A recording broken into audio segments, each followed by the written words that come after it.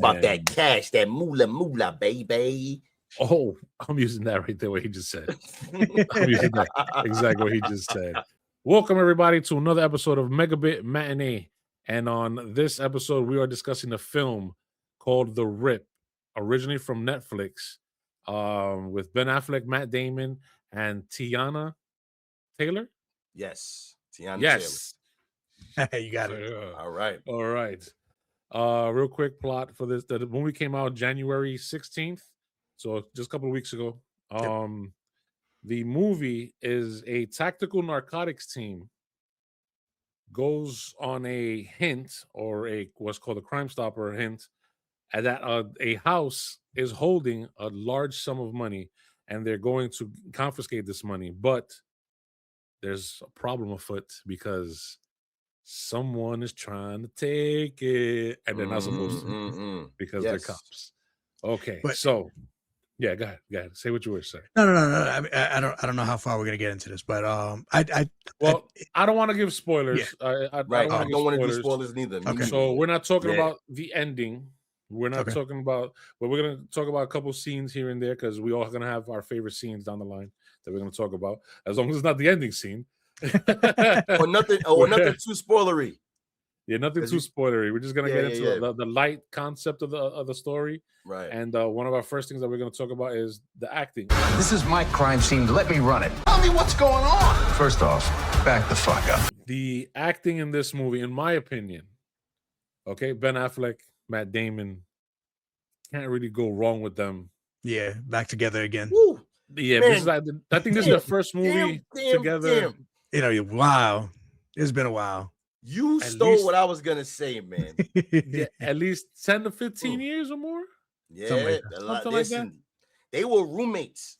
They wrote Good Will Hunting together. Like you said, these cats, when they team up, they could almost do no wrong, bro. Matter of fact, that Good Will Hunting, that their first movie, their first script that they released that got made into a movie, won and made their careers and Academy Award winners. And I believe Oscar winners as well, with Robin Williams. May he rest in peace, one of the greatest actors of all time, who ever lived. Yes, sir. May he rest in peace. And there were scenes in that movie that were fantastic, but it brought them together. And then, boom, they went high trajectory on their own separate careers. One of them became Batman. And the other one became Jason Bourne. And except for like one of those movies, all those movies are pretty fire. Yeah. And even the bad one was still good, but it wasn't like the others. So anyway. But when they team up, bro, you can't do no wrong. Project, they can't miss, bro. Yeah, and you know what's great about this movie? Before we get into like the nitty gritty of this movie, is this movie was based, or they changed up the pay, the way they pay the actors is different in this movie than every other movie. So what Ben Affleck and Matt Damon did, this is Greenhouse by their movie studio. And they let Netflix like, hey, we have this movie. This is the point of the movie. We want to pay our actors a beginning lump sum for their performances at the time, and then they all take an investment piece off of how much the movie makes. Oh, nice. So they all have. So usually that's something that's only given to like the main star of the movie, right, or the main writer of the movie. That they'll get a how do you say? Yeah, they get well, they all get residuals. Well, okay, but it's they get it's going to be to a higher level. Yes, exactly. They get a piece of the box office. So like Keanu Reeves, for example, right? Just to make it clear for anybody watching watching the video and they don't get it. Mr. Keanu Reeves, after the first Matrix, made a deal to make the next Matrix movies, no matter how many there were. And he was going to take, I believe, correct me if I'm wrong, Google it. I'm not too sure. We'll Google it and we'll put it up here. But he took a specific percentage of the box office back home with him, because since he was the main star and the Matrix was a blockbuster of a movie that still makes money to this day, the first one, and it's been out for 26 years, 27 years. So if you haven't seen the Matrix, go watch the freaking Matrix. What's wrong with give him a little bit more money. Yeah, give him more money. So when he got the percentage from the other two movies, he became the highest paid actor of all time. At least at that time when the other two movies came out. I think he earned like 400, 500 million off of those other two movies, because those two other movies were also blockbusters, though not as good as the first one. Anyway, back to The Rip. Matt Damon outacted Ben Affleck, and I will die on that hill in this movie. Yeah, I agree. I will die on that hill. You know why? Look at LeeBoy. The reason why I say that is because Ben Affleck always plays like the loud mouth, yelling, "What are you doing? What are you?" Yeah, he always plays that. The bully. He plays a bully. Right. And he's good at it. I mean, he's great at it. Don't get me wrong. I'm not saying he did bad. If it ain't broken, don't fix it. I'm not saying he did bad. He didn't. He did a great job as well. Okay. But Matt Damon, he brings like that levity to the project, that seriousness. That I believe this guy could be actually a narcotic cop. He could be crooked. He could be good. He could be bad. He could be whatever. Yeah, I think that's why he's the main star in the movie The Odyssey, coming out next year. Yeah, that's gonna be good. Year. Later this year. That movie. I can't wait to see that movie. Yeah, I believe Matt Damon outacted Ben Affleck. What are your thoughts between their both performances? I definitely agree. I think he had a little, like, the entire movie kind of has you thinking and guessing who's the good guy, who's the bad guy, who's doing what, and it does that so well. And I agree that Matt Damon played that part where you questioned everything he did. You didn't know which side he was on. You know what I mean? And I think they did that very well. I like the way he had a little bit more facial expression. He had a little bit more of the oomph to his voice when he would talk. And, you know, like you just, it left you questioning the entire first half of the movie. So I think that where Ben Affleck kind of just was, you kind of just felt he was more leaning to the good side versus, you know what I mean? I think Ben Affleck, I believe, was the audience character. You know what I mean? Yeah, that's a good point of view. Like, and you kind of figured that out within the first 15, 20 minutes, where it's like, okay, this guy knows what's going on. Lost in the dark, has no idea what the hell's going on. No idea what's going on. Lost in the dark. And then there's a dog. Yeah. Good dog. So, yeah, I mean, okay. Mr. Lee, what do you think about the acting between both of those two gentlemen, Matt Damon and Ben Affleck? Listen, Ben Affleck with a stogie in his mouth the first couple of minutes of the film, bro. You know what I'm saying? He fought his brother? Yeah, exactly. Like, that was funny. That was good. That was good. That was a good scene. Matt Damon, I'm not taking away from him as far as like how he acted in the film. I think they both did a stellar job. Like I said, when they both team up, they can do no wrong.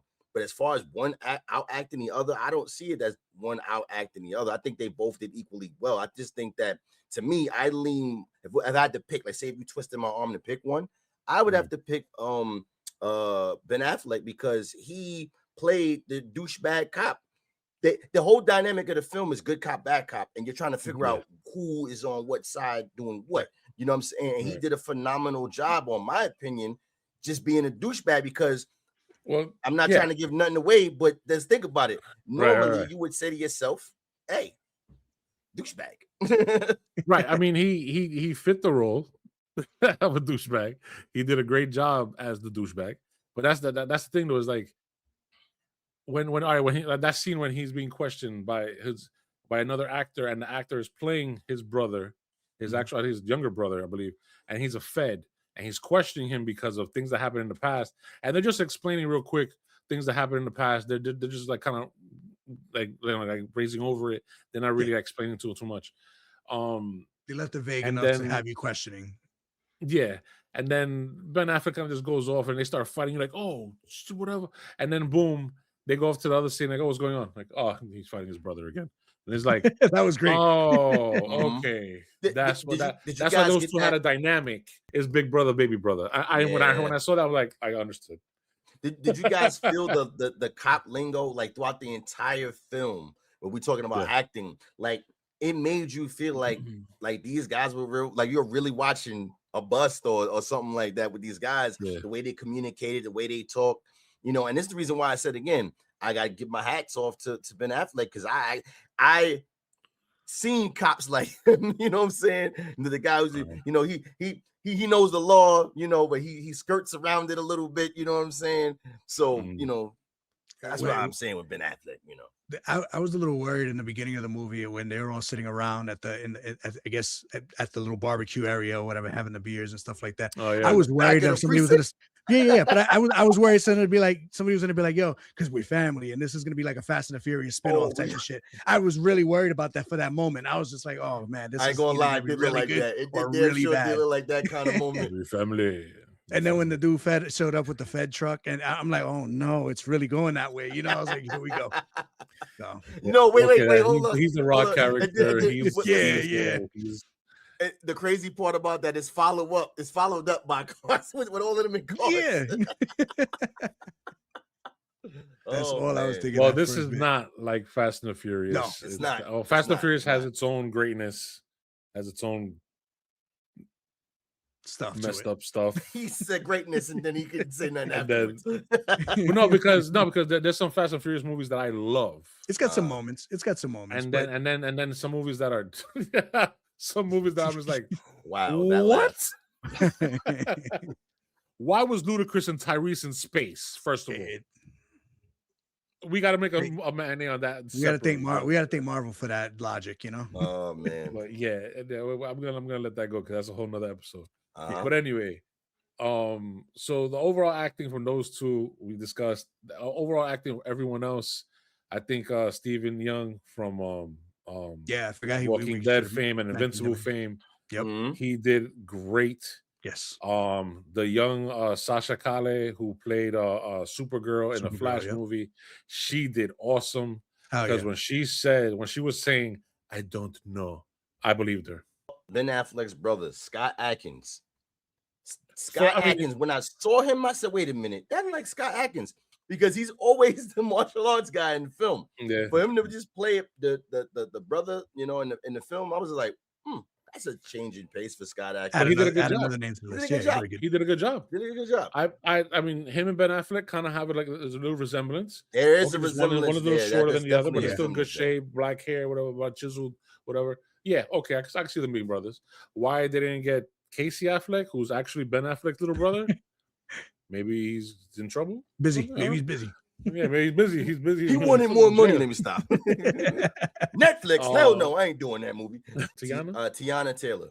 Tiana Taylor. She did a good job as well. I kind of think she kind of brought out that attitude of a cop from like the from like, you know, from where we from, you know, and from the hoods that we're from. And I'm like, yeah, I can see that happening. Then the Spanish a chick with the dog did a good job. Yeah. Nobody acted bad in this movie. No, everybody was believable. Everybody was on point. Mm-hmm. Everybody was on point. Even the two guys, the two cops in the car, that they just had a couple of lines that they had to be the menacing assholes, the mysterious menacing assholes. Need any help tonight, Lieutenant? Nope. We didn't get a heads up about this. They did a great job as well. So overall acting, I'm gonna give the movie high praise. Definitely in the 9s. Moving on now to the overall plot. You gotta move this money, man. Stay off the radios, no call outs. What would you do with this? Just this. Everything. You heard about the inside heist teams. Yeah, cops playing robbers. The story is they're narcotics police officers, but they're looking for a large sum of money that, again, they were tipped off, like I said earlier. They were tipped off that a large sum of money from some drug cartel is hidden in this house. And the point of them is to go find it and confiscate it. And that's called the rip.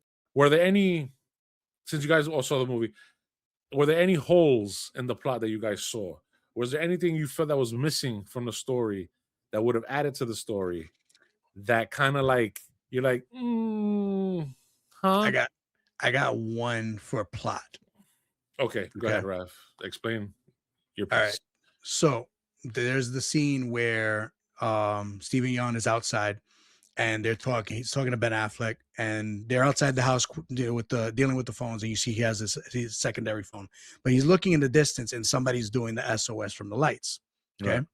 Now the actual real cartel, to me, would not draw attention to themselves to like let them know, hey, this is what's going on and all that stuff. Like in that scene, Like that scene didn't make sense. If there was the actual cartel, they wouldn't draw any attention to themselves. They would just, if that was a staged town, which they do possibly exist. There's rumors of those things actually happening where cartel will buy a town and stage a whole people living there, and there's nobody actually living there. But if they're just there for that one house, why draw attention to yourselves in any way? If they're dealing with the FBI, if they're dealing with the police, or if they're dealing with anybody that's law enforcement, you wouldn't say, hey, I'm here. Come talk to me real quick so we can fucking give you, like, pay attention to this other thing that's going on in the house you're in. Like, it doesn't make sense to me. That scene could have went without it, and the movie could have just kept going, and it would have been fine. You know what I mean? That one scene threw me off. It kind of got me mad because I was just like, why would the cartel draw attention to themselves if you're dealing with law enforcement in any way? Okay, I might have a possible answer for you without spoiling anything. I'm trying to try my best without spoiling anything. It's hard, man. If I do spoil something, we'll cut this shit out. I'll cut that shit out. But one guy knew what was going on. That's why they had the argument later. Right. Yeah, no, I got that. It's just I feel like that scene could have been done better, and that scene to me was it was a little bit unnecessary without involving that cartel scene. One of the scenes that I was trying to mention that kind of left like for me it could have been done a little bit better was the whole setting of the fire. Okay. You know what I mean? Like they're in the freaking garage. They're counting all the money. It is just burning. They're showing the fire in the background. And we chilling. see the fire for like 3 or 4 different scenes. And I'm like, does anybody smell something burning? Don't nobody smell nothing burning. Yeah. And then all of a sudden they're like, oh shit, there's a fire. Oh, okay, pack everything up. Let's go, guys. I was like, yeah, come on. Like that was kind of silly. Was that just thrown in there to move the story along for the next scene? And then whatever. But still, good one. Mr. Lee, do you have any scenes there that were like, it kind of messed up the plot, or you know what's funny? I normally am a big movie nitpick. I find things that are unrealistic to me, and I, be like, yeah, that just don't make no sense to me. I thoroughly enjoyed the film. I was looking out for the twists and turns that I didn't get a chance to nitpick and pick up on certain things that I felt were off. The only thing that kind of like threw me off, but then it explained itself afterwards, so I can't really say it because then I'll spoil the movie. But it was headed in that direction, but then it corrected itself, and I realized, oh, that's a part of the film. You know what I'm saying? It has to do with the town, by the way. But that's about it. Other than that, nah, I thoroughly enjoyed the film. That I didn't really see. The acting was great. The plot, the twist, everything that's going on, like all of that was just great to me. We're going into favorite scene now. You have 30 minutes to get out of that house. Snitches in every division. Watch your back. Cover! Bitch! I'm breaking left! I got the roof! You want to steal this rip? Just say it out loud.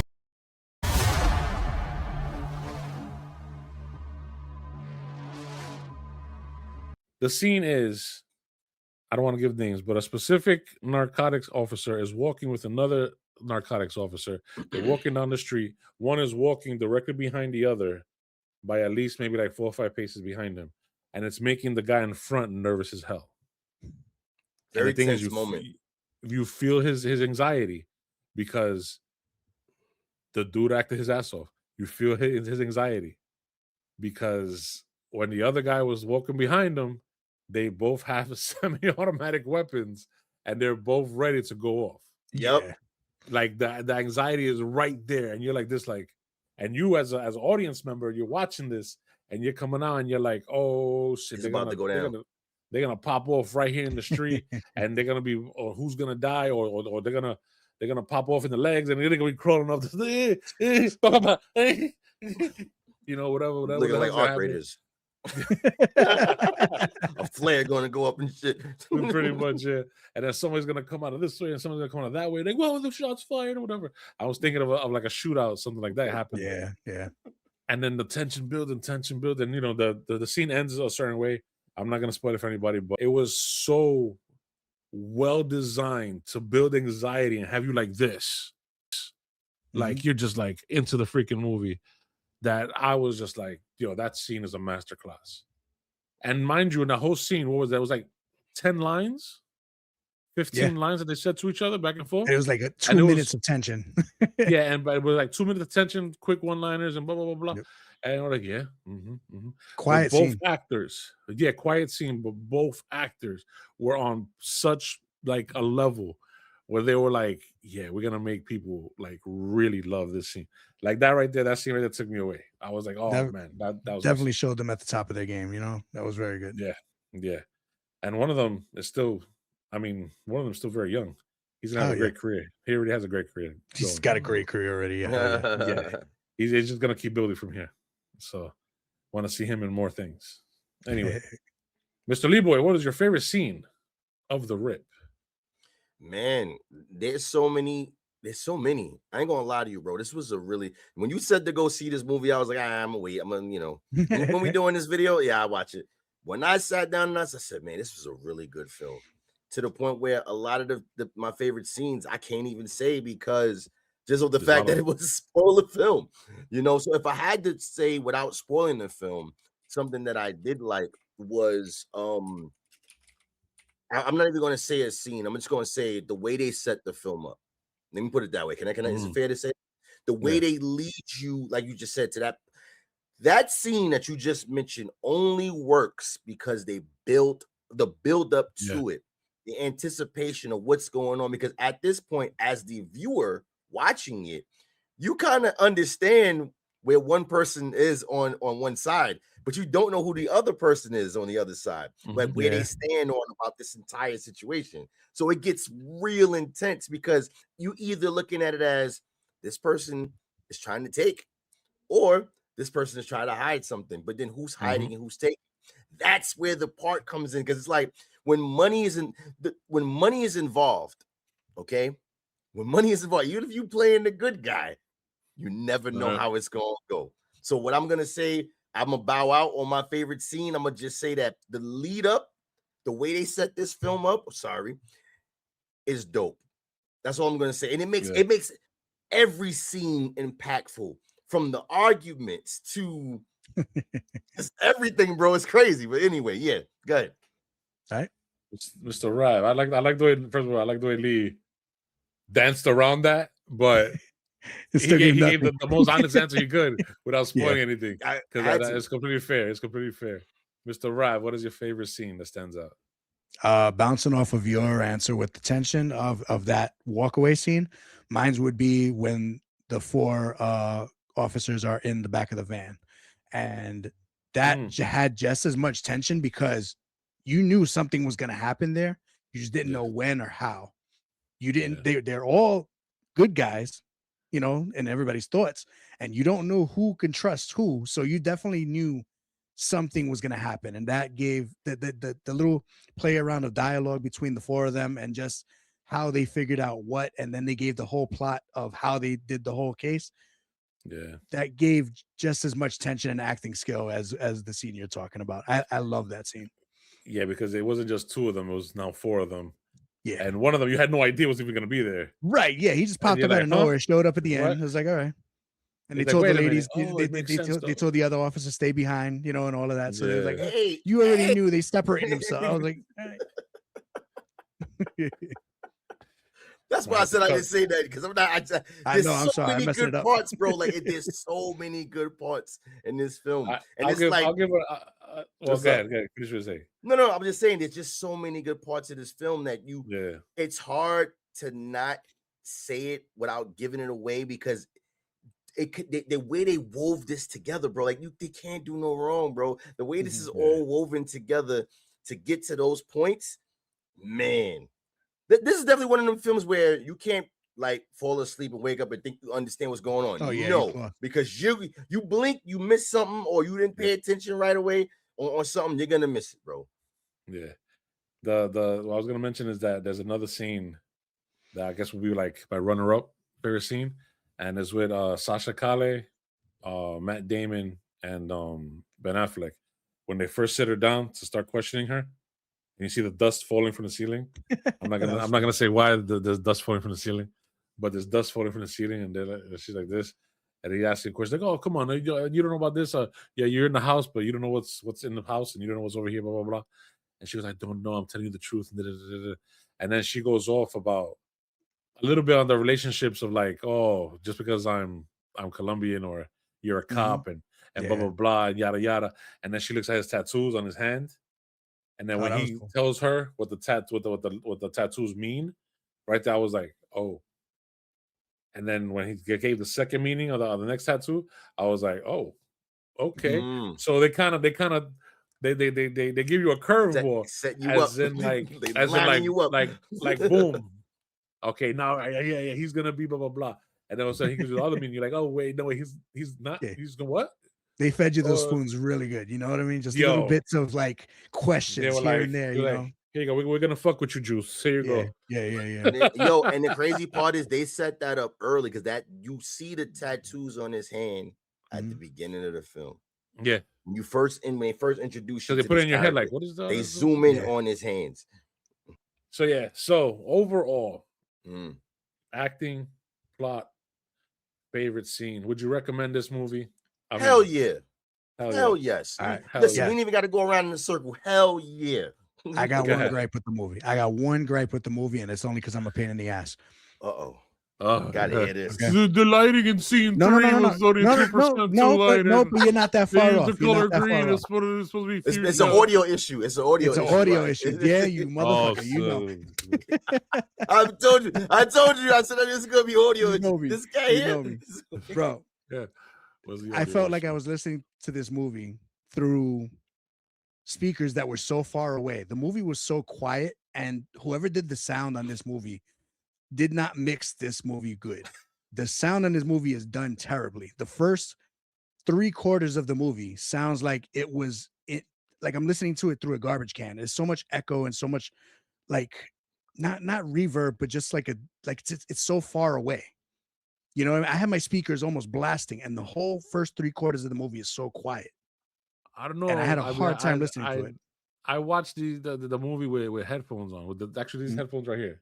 Yeah. And everything sounded great. The echoey part was when they go up to the attic. That's the only echoey part. But I think it was supposed to be echoey because they're in a freaking attic. No, and it was like an attic was, you know, the way the attic was, it was spacious. So it's supposed to sound like that in real life. I've got a full surround sound system. I got a full surround sound system blasting my speakers right now watching this movie. And I had to keep raising the damn volume. And I already had it pretty high. And I was having a hard time the first, at least 1/4 to half of the movie. I could not hear a lot of the dialogue. And then I raised it a little bit more, and then it was still low. But toward the end of the movies, when all the volumes were where they should have been. Like it definitely was a low movie early on. So whoever mixed it did a bad job. That's my only gripe with the movie. Other than that, great movie. Okay. All right. I can't personally agree with that, but to each his own. However, you have this set up right there.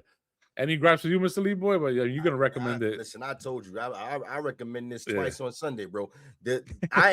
When the movie was over, I ain't gonna lie to you. When the movie was over, I was sitting there going, "There got to be another rip. We need another one. I need another one. Yeah, I need another one." This reminded me of like Den of Thieves. You know what I mean? And that style of cop movie where it's like it left you questioning, gave you just enough action, and the acting was very well done, and the script was good. It also made me, when I finished watching the film, that I love the chemistry between Matt Damon and Ben Affleck in this film, of who they are and the way it ended and stuff like that.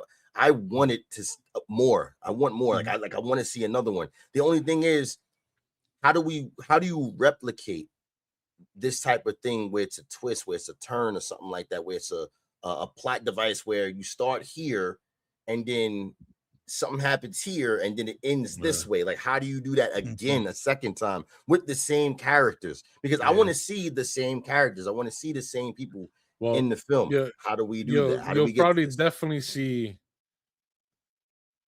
I can't even say it, because if I do say, yeah, you don't want to give that away. Yeah, sorry. So you'll probably definitely see a character or two come back if they make a sequel, or they do a reset, a soft reset, and do a series. Bro, they should do a series. Well, this is how I figured it because I did research. Because listen, you suggested this film. I liked it so much. I was telling everybody and their mama about it. Like I was telling you about his and hers. When I went to do research on the film to find out if they would do a second film, according to what I gotten back, was that the director who wrote the film and actually he directed and wrote the film. He doesn't want it. He made it to be a standalone project, one and done joint. But the thing about it is like I don't want a one and done. We need another one.